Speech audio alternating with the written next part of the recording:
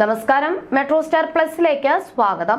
മലയാളികൾ എന്നും നെഞ്ചോട് ചേർത്ത് വെക്കുന്ന നിരവധി ഗാനങ്ങൾ സമ്മാനിച്ച ഗായികമാരിൽ ഒരാളാണ് ജ്യോത്സ്ന രാധാകൃഷ്ണൻ. 2002 പുറത്തിറങ്ങിയ പ്രണയമണി തൂവൽ എന്ന ഹിറ്റ് ചിത്രത്തിലെ ഗാനം ആലപിച്ചാണ് ജ്യോത്സ്ന മലയാള പിന്നണി ഗാന ലോകത്തേക്ക് കാലെടുത്ത് വെക്കുന്നത്. തുടർന്ന് വ്യത്യസ്തമാർന്ന ആലാപന ശൈലി കൊണ്ട് നിരവധി ആരാധകരെയാണ് താരം സ്വന്തമാക്കിയത്. സോഷ്യൽ മീഡിയയിൽ വളരെ സജീവമായ താരം ഇടയ്ക്കിടെ തന്റെ വിശേഷങ്ങളും ചിത്രങ്ങളും എല്ലാം തന്നെ പങ്കുവെച്ചെത്താറുണ്ട്. അവയെല്ലാം തന്നെ വളരെ പെട്ടെന്നാണ് വൈറലായി മാറുന്നത്. ഇപ്പോഴിതാ ജ്യോത്സ്ന നടത്തിയ ചില വെളിപ്പെടുത്തലുകളാണ് ഇപ്പോൾ വൈറലാകുന്നത്. തനിക്ക് ഓട്ടിസം ഉണ്ടെന്നാണ് ടെഡ്എക്സ് ടോക്സിൽ അതിഥിയായി പങ്കെടുത്ത് സംസാരിക്കവേ ഗായിക പറഞ്ഞത്. 3 തവണ പരിശോധിച്ചുവെന്നും ശേഷമാണ് ഓട്ടിസം സ്ഥിരീകരിച്ചതെന്നും ജ്യോത്സ്ന പറയുന്നു. കുടുംബസമേതം കഴിഞ്ഞ കുറച്ച് നാളുകളായി ജ്യോത്സ്ന UK-യിലായിരുന്നു താമസം. അവിടെ എത്തിയ ശേഷമാണ് ഓട്ടിസം ഗായികയിൽ കണ്ടെത്തിയത്. ജീവിതത്തിൽ എപ്പോഴെങ്കിലും ഞാൻ ആരാണ് എന്നുള്ള ചോദ്യം നിങ്ങൾ സ്വയം ചോദിച്ചിട്ടുണ്ടോ? കേൾക്കുമ്പോൾ വളരെ എളുപ്പമുള്ള ചോദ്യമായി തോന്നിയിട്ടുണ്ടാകും. നിങ്ങൾ ഈ ലോകത്തേക്ക് വന്ന് കഴിയുമ്പോൾ ജീവിതത്തിൽ മുന്നോട്ടുള്ള വർഷങ്ങളിൽ പലതരത്തിലുള്ള മൈൽ സ്റ്റോണുകൾ ഉണ്ടാകും. ഓരോന്നിനെയും എല്ലാവരും സമീപിക്കുന്ന രീതി വ്യത്യസ്തമായിരിക്കും. ചിലർ വളരെ പതുക്കെ ആയിരിക്കും ഓരോ കാര്യങ്ങളുടെ അടുത്തേക്കും എത്തിച്ചേരുന്നത്. അതുകൊണ്ട് തന്നെ അവരുടെ നേരെ വിരലുകൾ ഉയരുകയും മാറ്റി നിർത്തപ്പെടുകയും ചെയ്യുന്ന അവസ്ഥയുണ്ടാകും.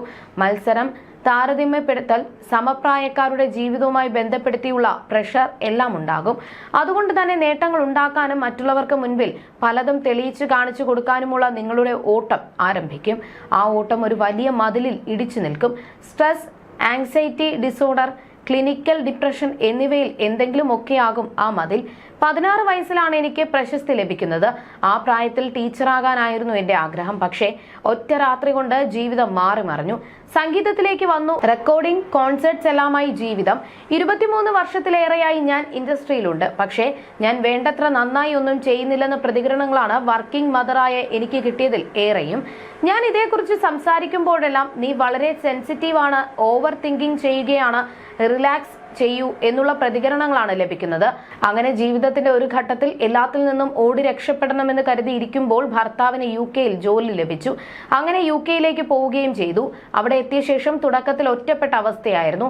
എന്റെ കംഫർട്ട് സോൺ വിട്ടാണ് അവിടേക്ക് പോയത് എന്നതുകൊണ്ട് തന്നെ വ്യത്യസ്തമായ ജീവിതമായിരുന്നു. പക്ഷെ എല്ലാത്തിനും 2 വശമുണ്ടെന്ന് പറയുന്നത് പോലെ ഇവിടെയും അത് സംഭവിച്ചു.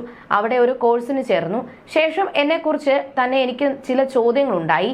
അങ്ങനെ ഞാൻ മാനസിക രോഗ വിദഗ്ധനെ സമീപിച്ചു. ശേഷം നടത്തിയ പരിശോധനയിൽ ഓട്ടിസം ഉണ്ടെന്ന് തിരിച്ചറിഞ്ഞു. 1 അല്ല 3 തവണ പരിശോധിച്ചു. ഹൈലി മാസ്കിംഗ് ഓട്ടിസ്റ്റിക് അഡൾട്ടാണ് ഞാനെന്നാണ് പരിശോധനയിൽ മനസ്സിലായത്.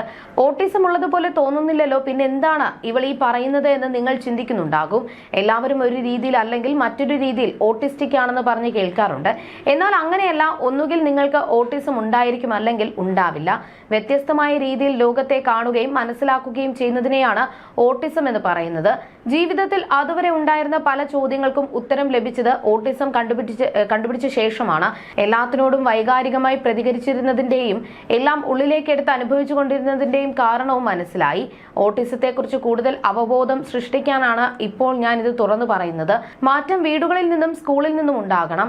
ഓട്ടിസം കണ്ടുപിടിക്കാനുള്ള മാർഗങ്ങളും വേണം. കാരണം ഓട്ടിസം ഉള്ളവർക്ക് വേണ്ടി നിർമ്മിക്കാത്ത ഒരു ലോകത്താണ് അവർ ജീവിക്കാൻ നിർബന്ധിതരാകുന്നത്.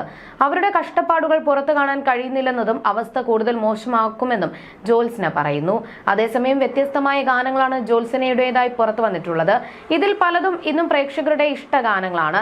നമ്മളിലെ സുഖമാണി നിലാവ്, സ്വപ്നക്കൂട്ടിലെ കറുപ്പിനഴക്, പെരുമഴക്കാലത്തിൽ മെഹറൂബ, ലൂസിഫറിലെ റഫ്താര എന്നിങ്ങനെ പോകുന്നു ജ്യോത്സ്നയുടെ സ്വരമാധുരിയിൽ പിറന്ന ഗാനങ്ങൾ. മലയാളത്തിന് പുറമെ തമിഴ്, തെലുങ്കിലും എല്ലാം ജ്യോത്സ്ന പാടിയിട്ടുണ്ട്. മെലഡിയും അടിച്ചുപൊളിപ്പാട്ടുമെല്ലാം ഒരുപോലെ വഴങ്ങുന്ന ഗായികയാണ് ജ്യോത്സ്ന. മലയാളത്തിലെ ഏറ്റവും എനർജറ്റിക് ഗായികമാരിൽ ഒരാളായാണ് ജ്യോത്സ്നയെ ആരാധകർ വിശേഷിപ്പിക്കാറുള്ളത്. 130-ലേറെ സിനിമാ ഗാനങ്ങളും 200-ലധികം ആൽബങ്ങളിലും ജ്യോത്സ്ന പാടിയിട്ടുണ്ട്. ഇതിൽ പലതും സൂപ്പർ ഹിറ്റുകളുമാണ്. 2010-ലായിരുന്നു ജ്യോത്സ്നയുടെ വിവാഹം. ശ്രീകാന്ത് സുരേന്ദ്രൻ എന്ന സോഫ്റ്റ്വെയർ എഞ്ചിനീയറെയാണ് താരം വിവാഹം ചെയ്തത്.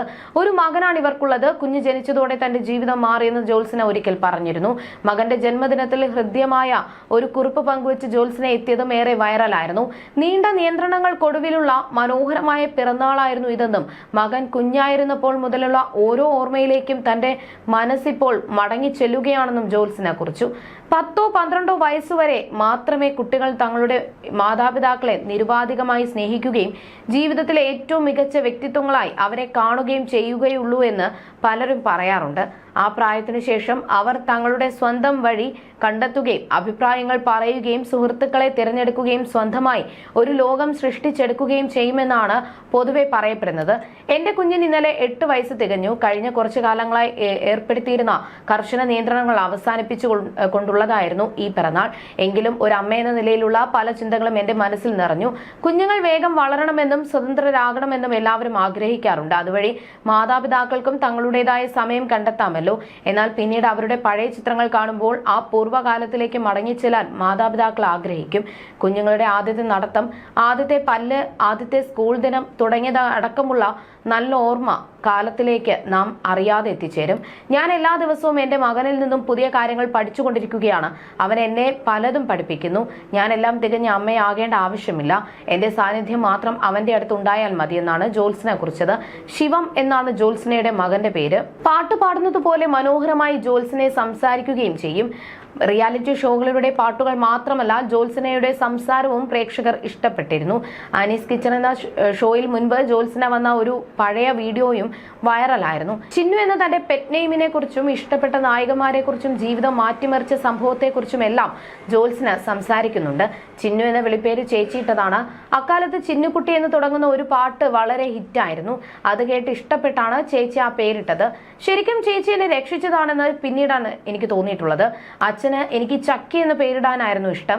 ചേച്ചി ചിന്നു എന്ന പേരിൽ പിടിച്ചതുകൊണ്ട് രക്ഷപ്പെട്ടു എന്നാണ് ജ്യോത്സ്ന പറഞ്ഞത്. ആനിയോടുള്ള ഇഷ്ടത്തെക്കുറിച്ച് പറയവെയാണ് ഇഷ്ടപ്പെട്ട മറ്റൊരു നടിയെക്കുറിച്ചും ഗായിക സംസാരിച്ചത്. 2 നടിമാർ അഭിനയം നിർത്തിയപ്പോൾ മാത്രമാണ് ഞാൻ ഒരുപാട് സങ്കടപ്പെട്ടത്. അതിലൊന്ന് മഞ്ജു ചേച്ചിയാണ്. മഞ്ജു ചേച്ചി ഇപ്പോൾ തിരിച്ചു വന്നു, അതിൽ സന്തോഷമുണ്ട്. മറ്റൊന്ന് ആനി ചേച്ചിയാണ്. കല്യാണത്തിന് ശേഷം ചേച്ചി അഭിനയിക്കില്ല എന്ന് പറഞ്ഞപ്പോൾ ഒരുപാട് വിഷമം തോന്നിയെന്ന് ജ്യോത്സ്ന പറഞ്ഞു. ജീവിതത്തിന്റെ വഴിത്തിരിവ് സംഭവിച്ചത് 2015-ലായിരുന്നു. കുഞ്ഞിന്റെ ജനനത്തോടെ ജീവിതം ആകെ മാറി. എന്റെ പ്രയോറിറ്റികൾ മാറി. പിന്നീട് അമ്മമാരെയും ഗർഭിണികളെയും കാണുന്ന രീതി തന്നെ മാറി. ഒരു പ്രസവം കഴിഞ്ഞതിനു ശേഷം എനിക്ക് എന്റെ അമ്മയോട് ഒരിക്കലും ഇല്ലാത്ത ഭയഭക്തി ബഹുമാനമാണ് തോന്നിയതെന്ന് ചിരിച്ചുകൊണ്ട് ജ്യോത്സ്ന പറഞ്ഞു.